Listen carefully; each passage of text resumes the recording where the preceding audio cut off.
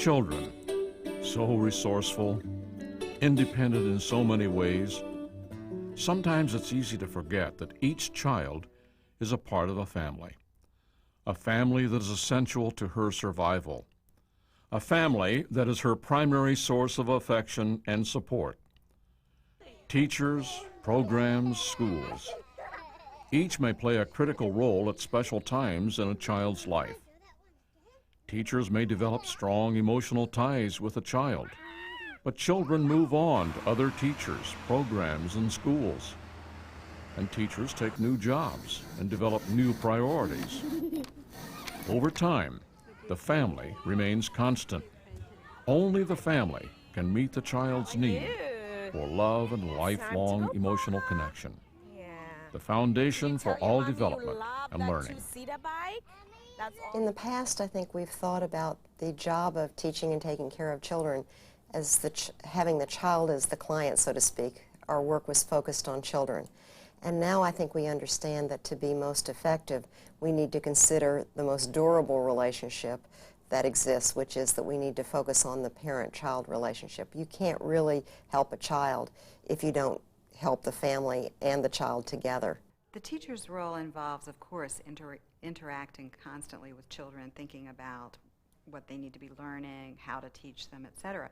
But one really important dimension of practice, the practice of teaching, especially for young children, is relationships with their parents. And we were very careful at choosing the word reciprocal relationships, because relationships that are based on reciprocity are relationships in which each party has power, each party is respected, each party is treated in a way that is respectful of what knowledge they bring to that relationship. Reciprocal relationships, a relationship of shared power and mutual respect.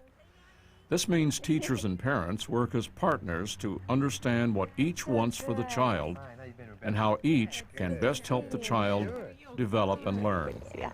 Come on in. Teachers who want to establish reciprocal relationships with families seek to understand a family's goals for their child, communicate frequently with the family members, and facilitate family involvement in all aspects of the educational program. Often the initial contact with a family is a good place to begin to learn about a family's goals for their child. As we will hear in this conversation between a family child care provider and a prospective parent, family members often express their goals indirectly by the questions they ask. This gives teachers a chance to hear the family's goals and then to share their own views about child development and learning. It's okay for the parent to challenge her. I saw how you discipline older kids. What's your philosophy for younger kids? Well, the same thing. You just have to repeat yourself a lot. A lot of times, Emma and I joke. It's okay for the teacher to share her perspective and her style with the parent. If they seem like they were both parent and teacher have the best interest of the child at heart. Tell me, what kinds of things would you be doing with my 4-month-old? With your 4-month-old, it depends. You know, each child is different. Frequent, easygoing, day-to-day communication is an important way to establish and maintain reciprocal relationship. Casual conversation about feeding can lead to more detailed discussion about care strategies. Is there anything that we can do here to help you with the schedule? First grade teacher Jeanette Sparks began the year with her student Marcellus underperforming. She was frustrated in her attempts to communicate with him until one day she put forth a special effort that involved his family. On this particular day, Marcellus had had an okay day. Things were going pretty well. I was able to talk with him about some of the things that were going on in the class that were a little troublesome for both himself and I. And I took him home, and I said, Marcellus, I'm going to walk you home today. And he was actually seemed very excited about it. He took my hand, and we were walking home, and he was talking to me a little bit about some of the things he does on his way home and who he walks with sometimes. Sometimes he walks by himself. And I was really concerned about that fact alone, just him being 6 years old. And also I found out that he had walked himself home when he was in kindergarten by himself. And San Pablo is a very busy street for a young boy to cross. I was amazed at how many people in the neighborhood knew Marcellus. Because when I was walking home with him, they'd say, "Hi, Marcellus." People driving by or other people, "Oh, is that your teacher?" Because it was the beginning of the year. So it was nice, and he was beaming. So, and he says, "Oh, are you in trouble?" He says, "No, she just wants to walk home with me." So he felt really good about that. So Marcellus and his grandmother knew that I was there to support Marcellus, both academically and socially. And ever since then, Marcellus is really kind of given me a different kind of respect than he had at the beginning of the year.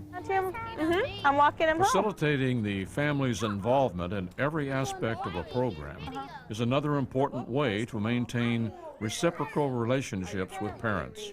Parents are involved in this program in many different ways. First and foremost, the most important thing to get parents involved is to make them feel warm and make them feel comfortable that whatever they have, you welcome their skills in anything. Some parents will say, "Oh, I can't read, I can't write." I say, "I'm sure that you can sew, you can do something to help us bake cupcakes." There's always something that you can offer us. Parents help in this classroom basically by coming into the classroom one day a month, and when they're here, I want them with their child. I want them interacting with their child, other kids too, but basically mostly with their child. They also attend Friday meetings, one Friday a month with me, and they also attend 10 parent education classes with a parent education teacher. Now, aside from that, they're in committees, and committees can be fundraising committee or construction committee or sewing committee or cleaning the classroom committee, cleaning the playground committee, or setting up the toys in the morning or picking them up in the afternoon.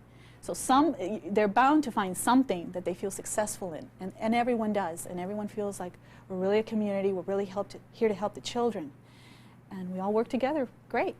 It's a lot of planning and organizing, but once you have it all organized and you've got the parents going, it really, really helps.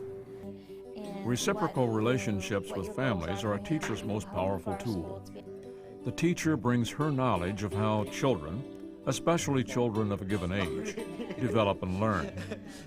She also brings her knowledge of how the child functions in the classroom setting. The parents bring their knowledge of the child within her cultural context, as well as her unique interests and needs.